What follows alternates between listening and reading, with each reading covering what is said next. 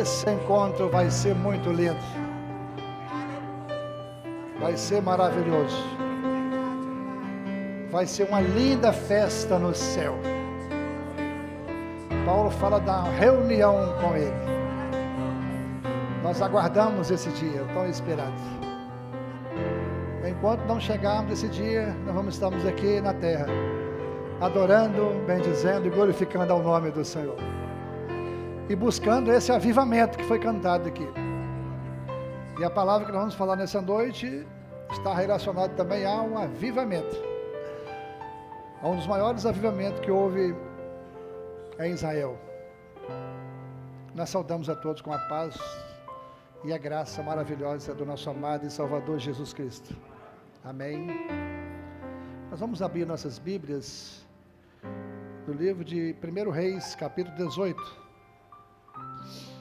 A partir do verso 17. Texto muito conhecido, mas que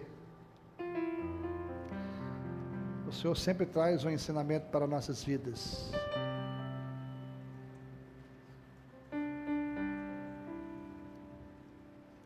Primeiro Reis 18, vamos ler a partir do verso 17. Nós vamos saltar alguns versículos, porque o texto é muito extenso. Mas à medida que nós vamos explanando a palavra, a gente vai lembrando os irmãos de alguns versículos que possam ficar para trás.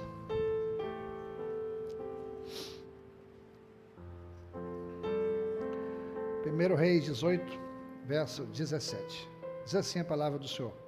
Sucedeu que, vendo Acabe, Elias disse-lhe: És tu o perturbador de Israel? Então ele disse: Eu não tenho perturbado a Israel, mas tu e a casa de teu pai, porque deixaste os mandamentos do Senhor e seguistes a Baalim. Agora, pois, manda reunir-se a mim todo Israel no Monte Carmelo, como também os 450 profetas de Baal e os 400 profetas de Azerá, que comem à mesa de Jezabel. Verso 25. E disse Elias aos profetas de Baal: Escolhei para vós um dos bezerros e preparai o primeiro, porque sois muitos, e invocai o nome do vosso Deus, e não lhe ponhais fogo. E tomaram o bezerro que eles dera, e prepararam, e invocaram o nome de Baal, desde a manhã até o meio-dia, dizendo: Ah, Baal, responde-nos. Porém nem houve voz, nem quem respondesse, e saltava sobre o altar como tinha feito.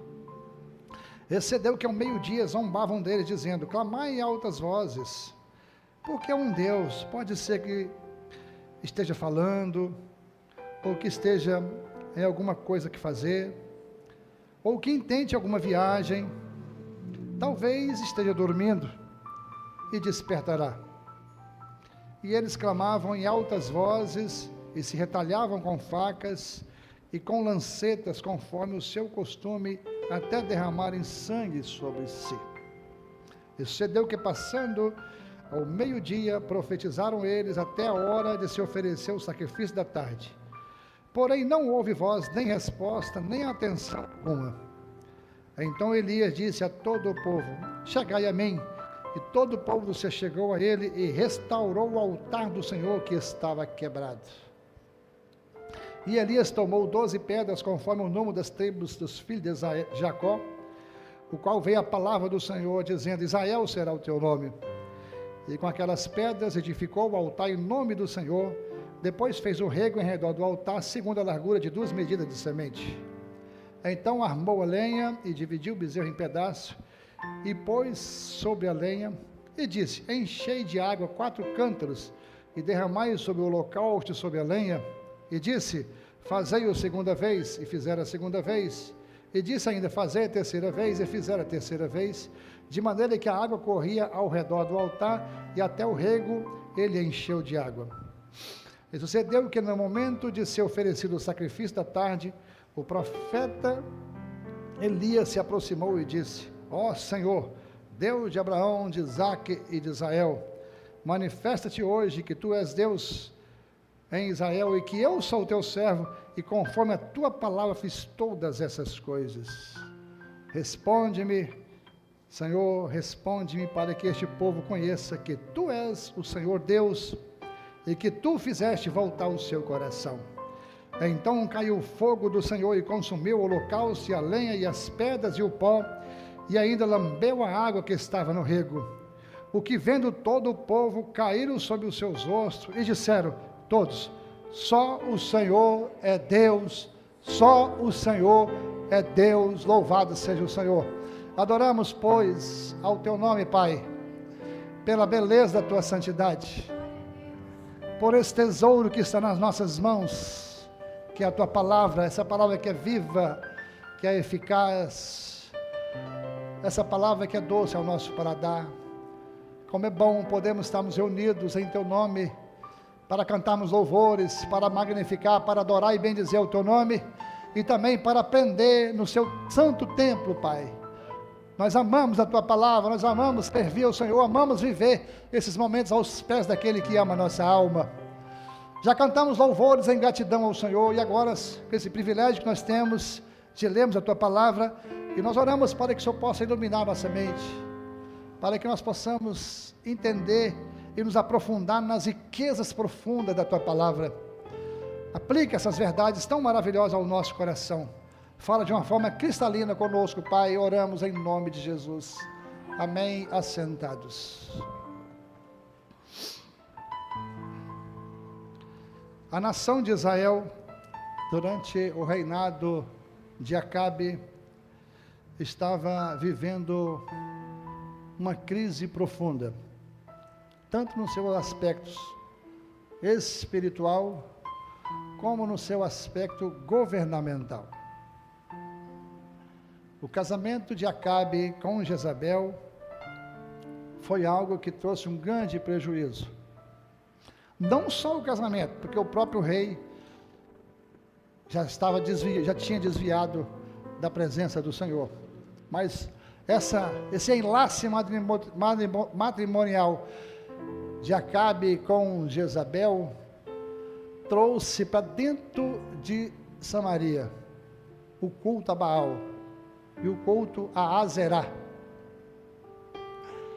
dessa forma desviando o povo do projeto de Deus, indo para o caminho da desobediência, deixando de adorar a Yahvé, ao Deus verdadeiro,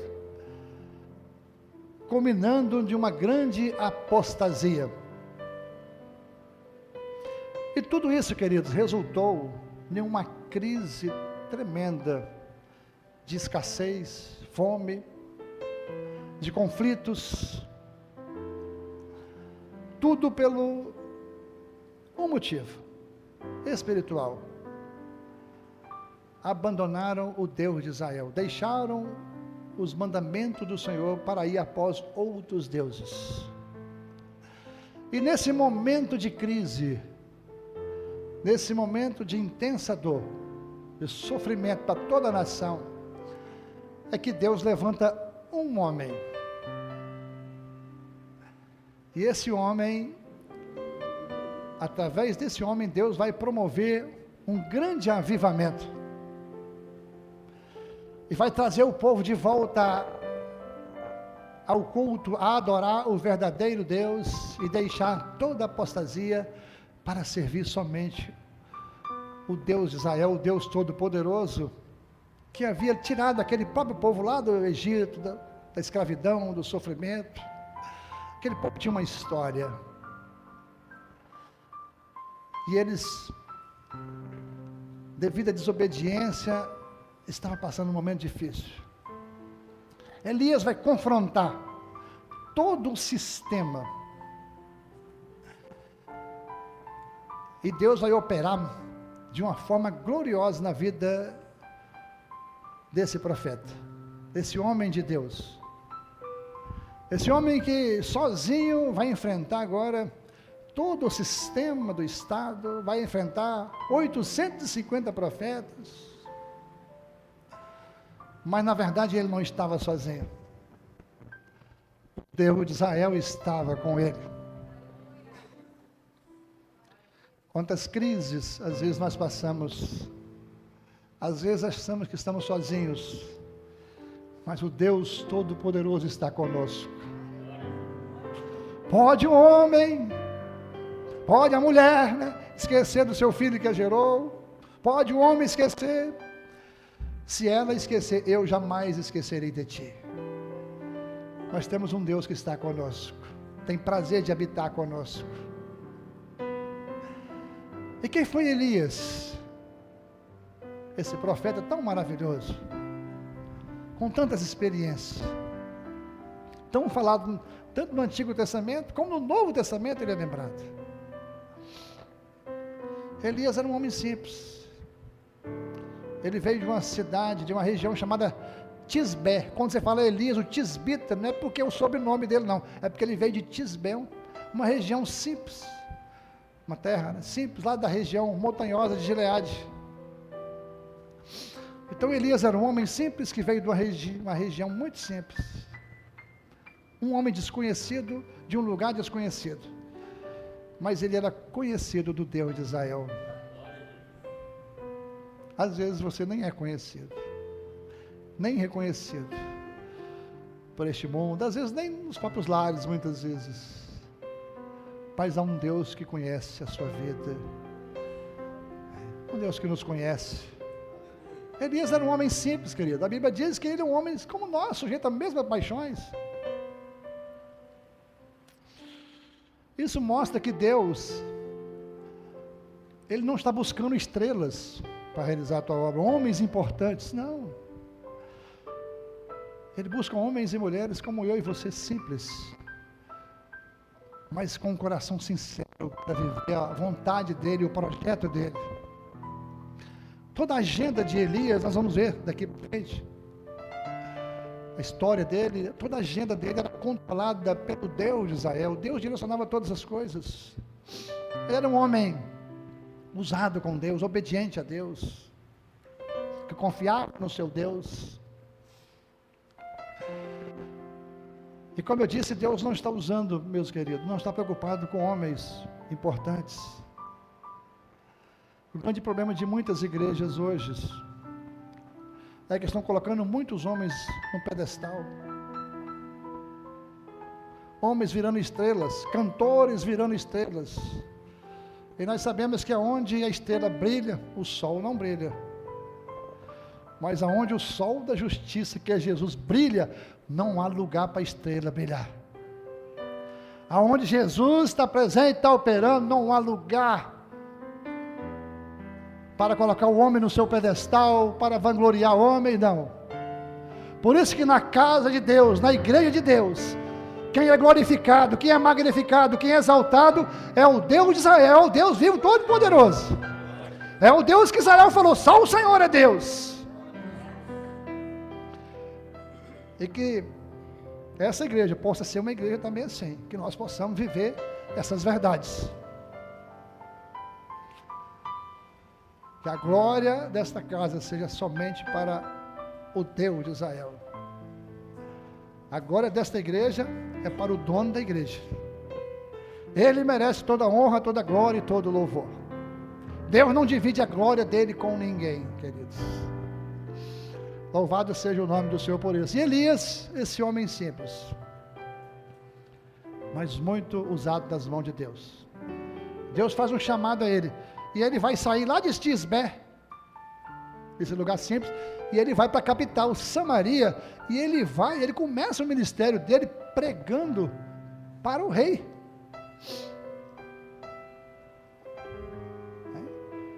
Que privilégio pregar para o rei, né? Foi lá para o rei, entregou logo uma mensagem profética, ó rei, dentro de muitos anos não vai haver chuva nem orvalho sobre a terra. E depois que ele entregou essa palavra, Deus levou ele lá para o ribeiro, lá para o deserto, escondeu ele. Deus agora vai preparar Elias para esse grande momento que Deus tinha para o povo de Israel, para trazer o povo novamente. Deus preparou Elias 3 anos e meio. Ele sai do palácio e agora vai para o deserto. E se tem uma coisa que pregador não gosta, é de pregar em deserto, em um lugar onde tem pouca gente, né? E às vezes Deus faz isso. O deserto é a agenda de Deus para nós. O deserto é a escola superior do Espírito Santo para a nossa vida. É lá que o Senhor trabalha em cada um de nós. Foi lá que ele trabalhou. Começou a trabalhar ali na vida de Elias. E o Senhor falou assim: você vai para lá, Elias, e eu já ordenei os corvos para ir te alimentar. Que maravilha. Deus já tinha dado ordem aos corvos para alimentar Elias. Você vai lá, Elias, mas eu vou te sustentar. Queridos, deserto não é lugar fácil, é lugar difícil. Mas nós sabemos que o deserto foi o palco dos maiores milagres de Deus na história. Israel viveu 40 anos no deserto, os maiores milagres. E nós, como igreja, vivemos de milagre todos os dias. Como Israel vivia lá no deserto, precisava de um milagre. Nós precisamos de um milagre todos os dias. A nossa vida aqui, queridos, a nossa noite, é um milagre de Deus. Elias aprendeu a viver a dependência de Deus, que se os corvos não levam alimento, ele morria de fome lá. Passou-se um período, a água do ribeiro secou. Deus tem um novo estágio para Elias. Vai levar Elias agora lá em Sarepta, lá na casa de uma viúva. O mesmo Deus que ordenou os corvos para trazer alimento para Elias, já tinha, o texto vai dizer que ele ordenou a viúva, vai lá, que eu já ordenei uma viúva para te alimentar. Olha que maravilha, isso mostra que Deus estava por trás de tudo aquele projeto. Tudo aquilo que estava acontecendo era a agenda de Deus, era um projeto de Deus. Querida, nossa vida nada acontece ao acaso. Nós temos um Deus que está no controle de todas as coisas. Ele age soberanamente na vida dos servos, daqueles que querem ouvir a sua palavra e atender aquilo que é o mandamento, as ordenanças do Senhor. E é interessante que tudo no controle de Deus. Elias vai para Sarepta.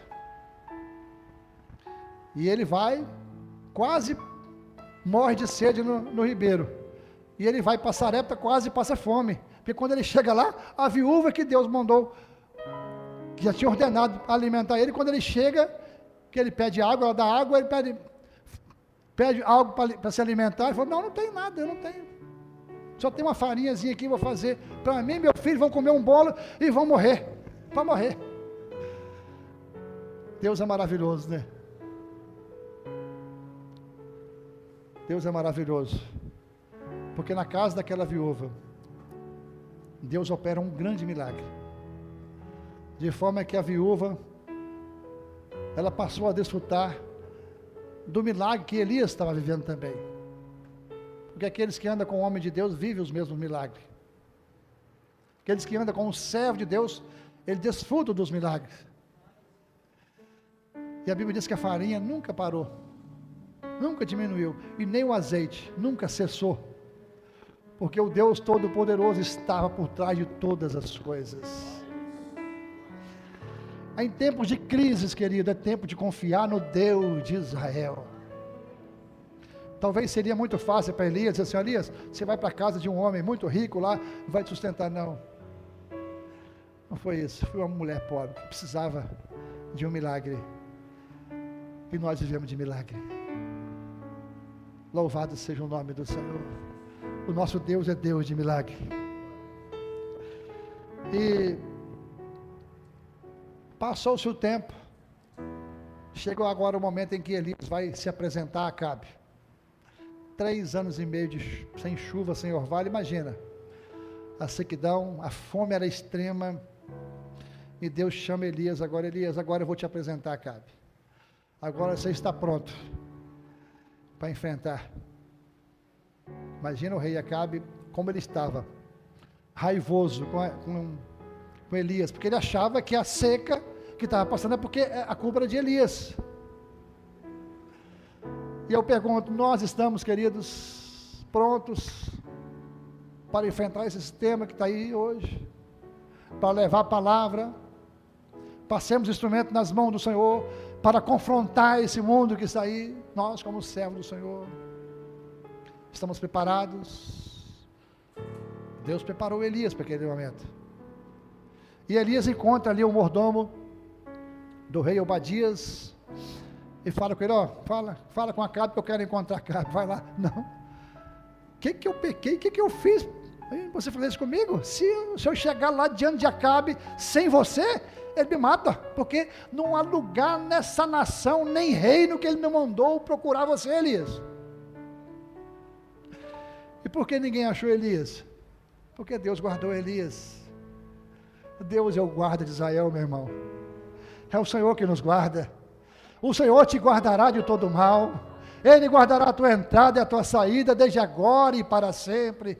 Esse é o Deus que 1000 vai cair ao seu lado, 10.000 à sua direita, mas jamais o servo dele será atingido, porque Ele vai dar ordem aos seus anjos para ministrar em nosso favor.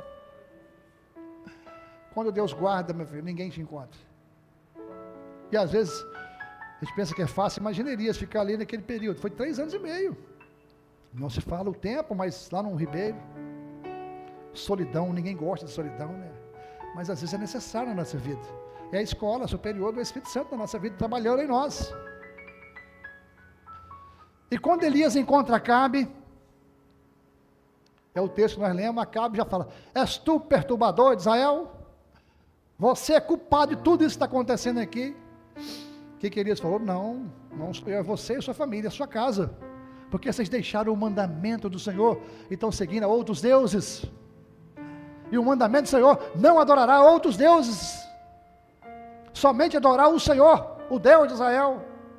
E eles tinham abandonado. E é muito fácil, né, queridos? É muito fácil transferir culpa, né? Culpar os outros dos nossos fracassos, das nossas derrotas, da nossa desobediência. É melhor colocar a culpa nos outros. Irmãos, às vezes nós olhamos para Acabe aqui,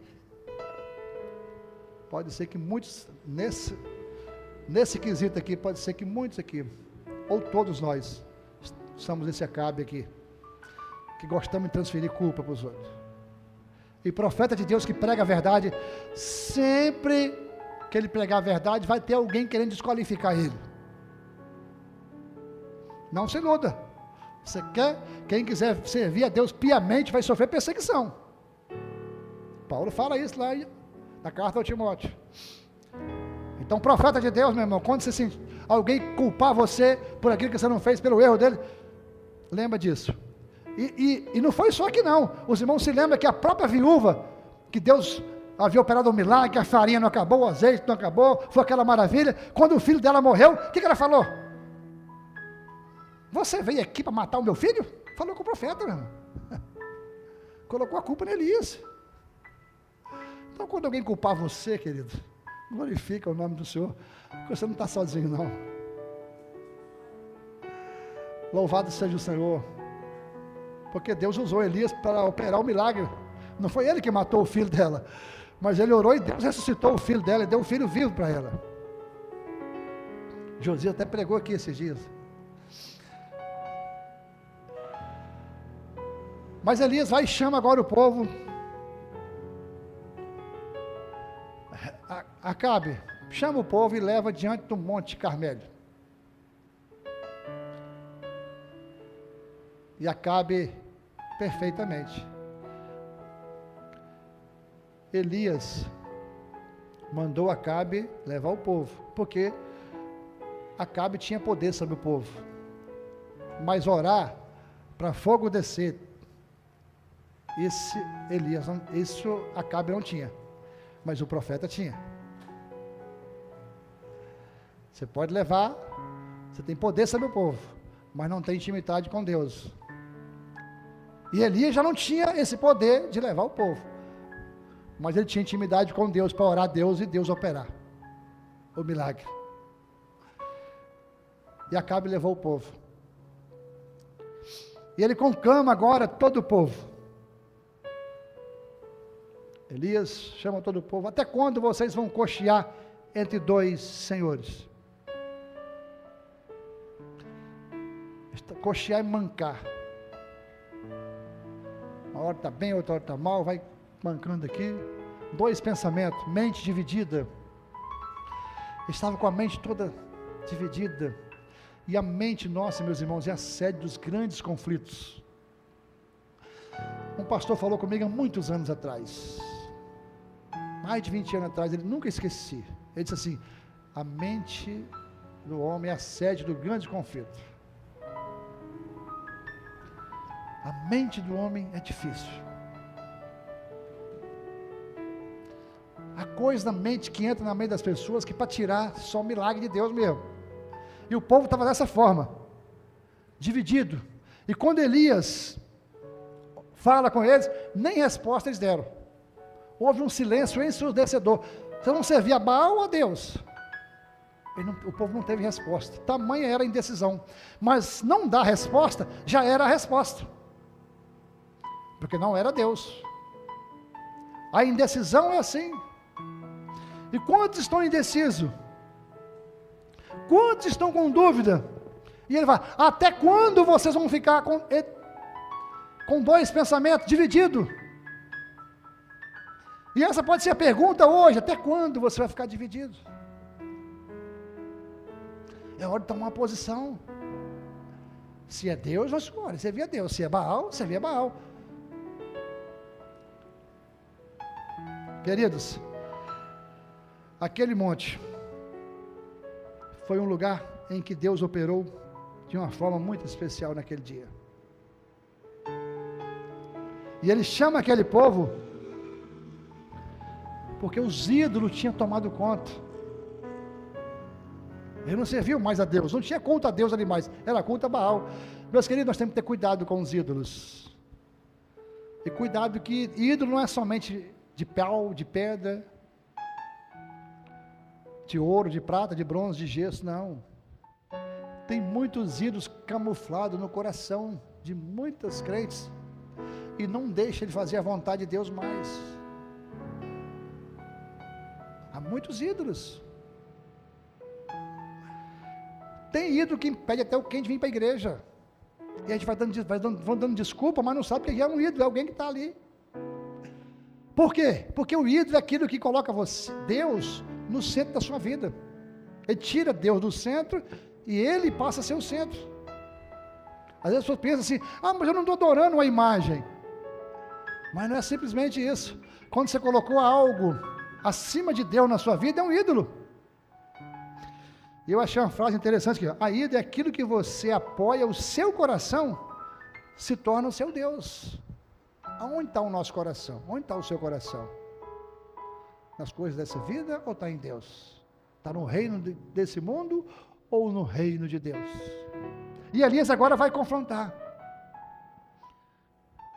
E nós precisamos de ser confrontados. Meus irmãos, a história de Israel, aquilo que Israel está vivendo na sua vida espiritual, nós estamos vendo no mundo hoje. Um mundo onde as pessoas deixaram de servir o Deus verdadeiro e estão levantando os seus próprios ídolos. Nós temos que ter cuidado com isso. Tem ido de toda sorte nas igrejas hoje. Passamos uns dias aí, você viu o tanto de ídolo que teve, né? As pessoas voltadas para o homem, fazendo de um homem um Deus. A história se repete, o homem continua o mesmo. E é nesse momento que Elias confronta o povo. Elias chama eles agora. Porque Deus chama Elias para ser boca de Deus, no momento em que o povo não queria ouvir a voz de Deus. E ele chama o povo agora, chegar, né? Venha em mim, no monte. E Elias estava sozinho. 450 profetas de Baal e 400 de Azera. E eles falam assim: ó, vamos pegar o bezerro, nós vamos fazer aqui o sacrifício, vamos levantar um altar, e o Deus que responder com fogo, esse é o Deus que vocês vão servir. E Elias chamou os profetas E falou com eles assim, ó, vocês vão escolher primeiro. Vocês fazem primeiro. Vocês são mais. Vocês fazem o primeiro sacrifício. Pegou 2 bezerros, deu um para eles. Eles pegaram o bezerro, fizeram o altar deles, o sacrifício deles. E começaram a clamar.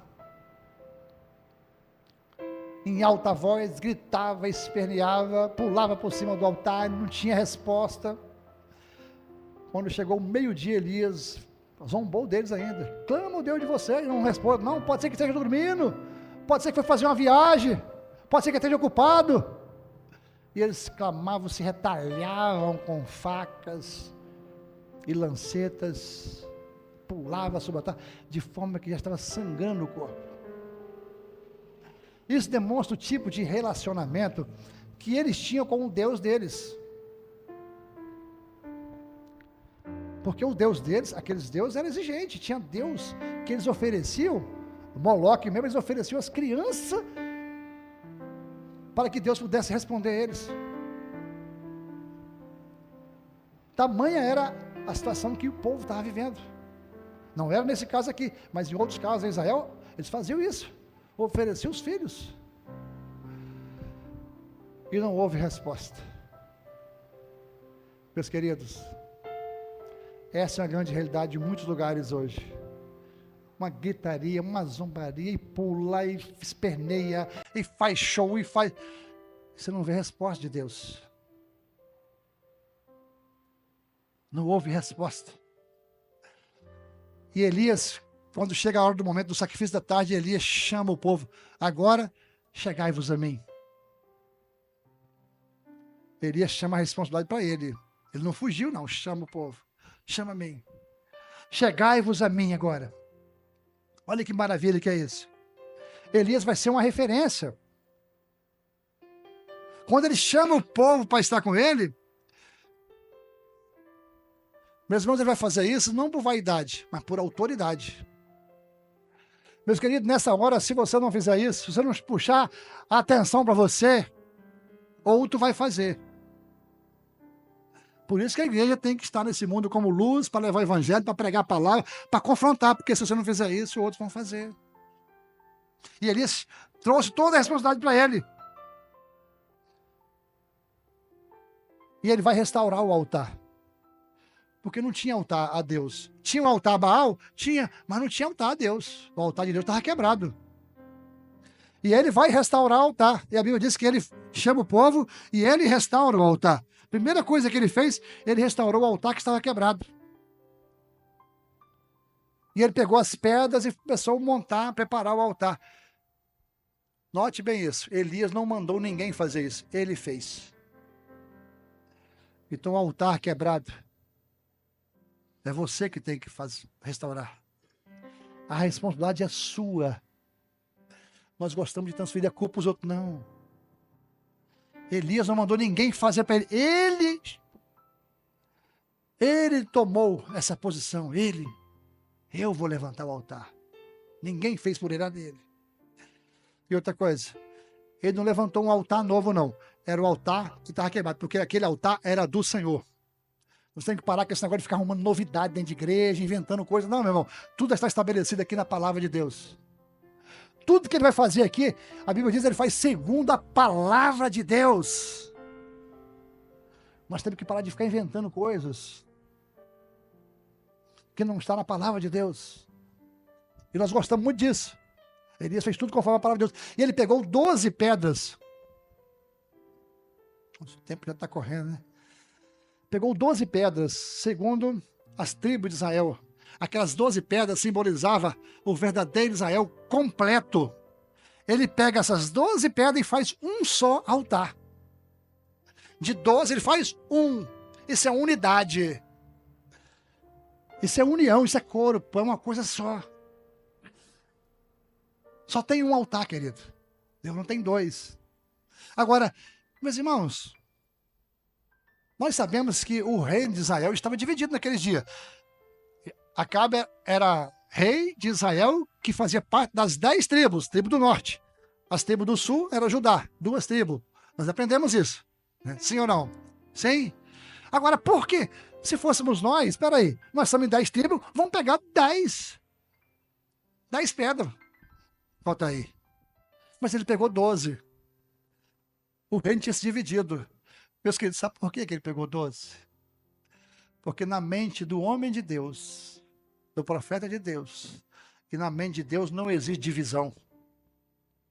O povo podia ter até se dividido, mas na mente de Deus não. Na mente do homem de Deus não. Porque o homem de Deus tem a mente de Cristo. Cristo não veio para dividir nada. Cristo veio para juntar. E isso é maravilhoso para nós. Elias não é como muitos crentes que ficam dividindo a igreja, arrumando grupinho para um aqui, grupinho para outro aqui. Meu irmão, isso não é de Deus. Nós não somos aqui um grupinho aqui, outro grupinho. Nós somos uma igreja, um corpo de Cristo. Nós temos que ter essa consciência que nós não podemos fazer divisão aqui dentro, porque reino dividido não subsiste. Casa dividida não vai se sustentar. Igreja dividida não se sustenta. Família dividida não se sustenta. Que coisa maravilhosa nós aprendemos aqui. É um altar só. Ele junta as tribos que estavam separadas. Ele faz isso. Servos de Deus, homens de Deus, ele junta aquilo que está separado. Ele não divide. E depois que ele junta as pedras, agora ele vai pegar o holocausto. O que estava acontecendo? O povo tinha se afastado por causa de quê? Pecado.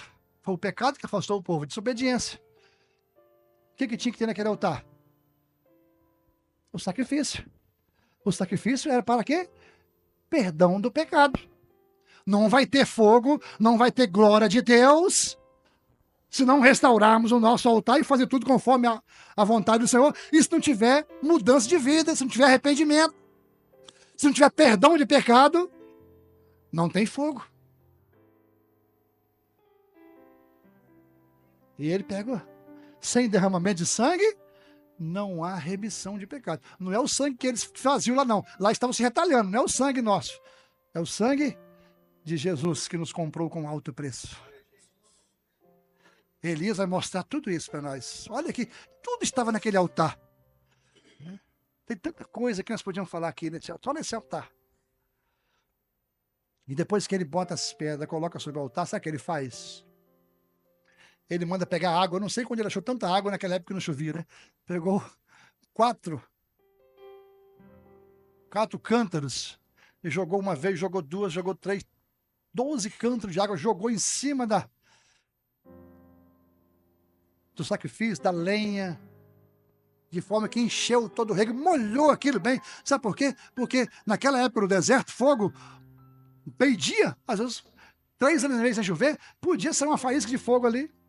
Mas Elias, para mostrar o poder e a grandeza de Deus, para que ninguém tivesse dúvida, ele foi lá e dificultou mais ainda a coisa.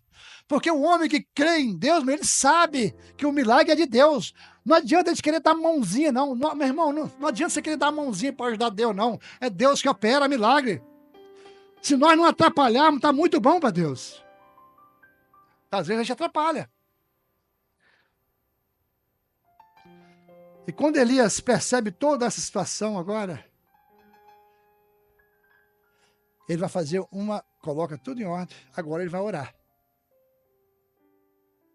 E a oração, uma oração muito simples. Ah, Senhor, Deus de Abraão, de Isaac e de Jacó, manifesta-te hoje que tu és Deus, que eu sou teu servo e conforme a tua palavra fiz todas essas coisas. Responde-nos, Senhor, responde. Para que este povo conheça que tu és Deus. Meus irmãos, que oração maravilhosa. E às vezes as pessoas dizem assim, tem oração poderosa. Não, meu irmão, não existe oração poderosa. Existe um Deus poderoso que responde a oração.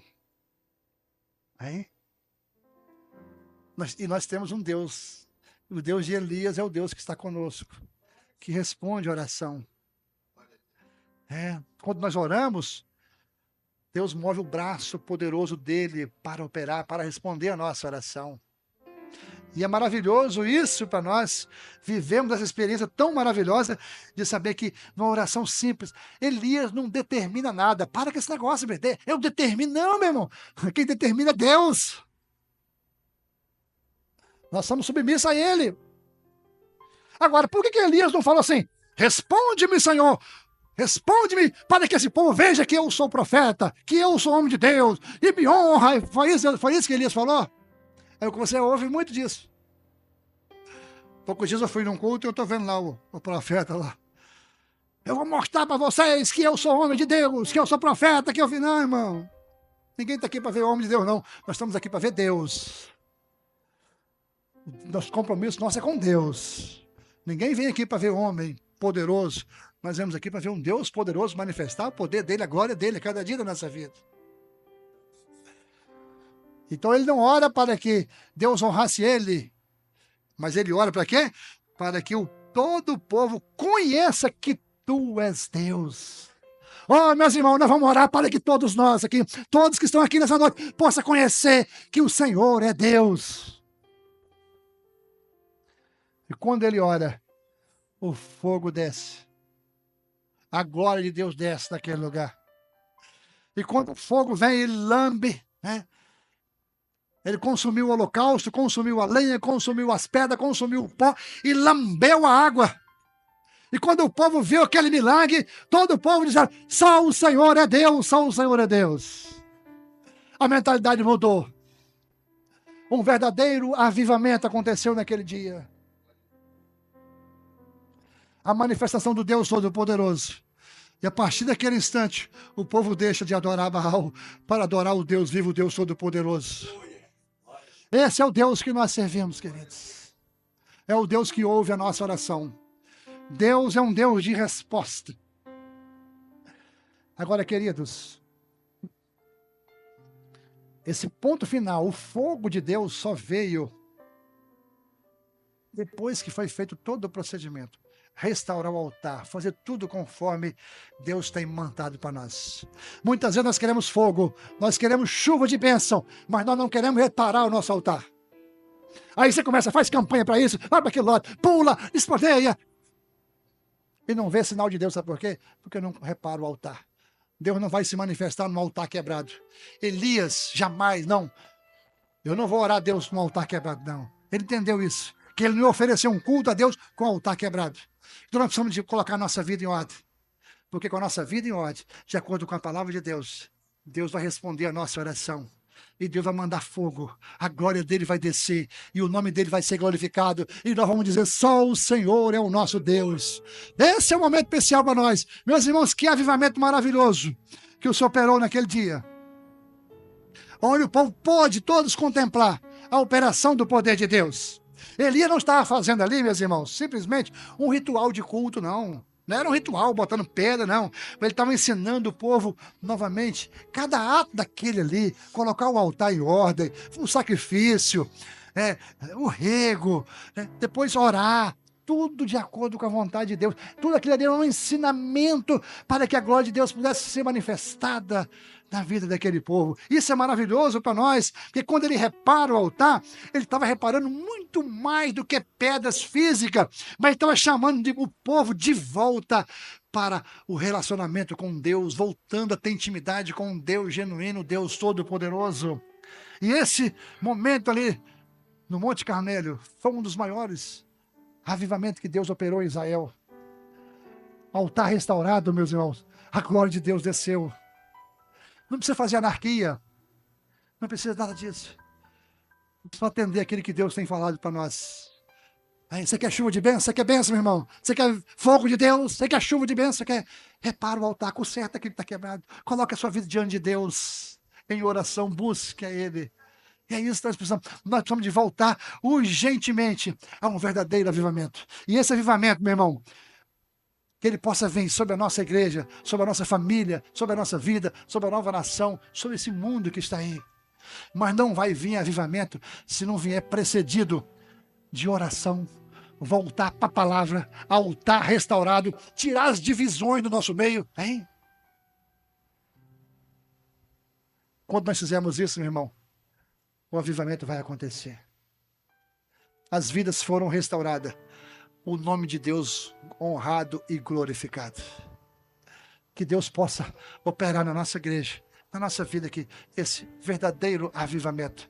Que possamos viver a glória de Deus, meu irmão, o fogo de Deus, consumindo tudo aquilo que está em nós. que possamos ser um altar só, viver um corpo só, um só espírito, uma só fé, na presença desse Deus maravilhoso, esse Deus que responde a oração, o Deus que Elias orou, é o Deus que nós servimos, é o Deus que está aqui, é o Deus que restaurará a sua vida, a sua casa, o seu lar. Esse é o Deus que está conosco, que nos ouve, que nos atende, que está sempre ao nosso lado. Se nós tivermos com o altar restaurado, não é precisar de pular, anarquia, luzes, nada disso. Somente uma oração na simplicidade. É Deus que opera, porque é o Espírito Santo que opera. É Ele que convence do pecado, da justiça e do juízo. É na simplicidade que Deus opera e que nós possamos viver essa experiência. Comecei falando que Elias era como nós, sujeito às mesmas paixões. Não tem diferença de Elias para nós não, meu irmão. Se Deus operou com Elias, mandou fogo, Ele vai mandar fogo também, se nós tivermos com a nossa vida ajustada, fazer aquilo que Elias fez. Está tudo escrito na palavra, tudo que nós queremos está aqui, estabelecido na santa, pura e bendita palavra de Deus. Que Deus possa nos abençoar. Que essa noite seja uma noite de restauração. Restauração de altares aqui, para que o fogo da chama de Deus possa descer deste lugar. E logo depois desceu a chuva, tá? Não vamos pregar aqui que não dá tempo. Vamos cantar um louvor ao Senhor?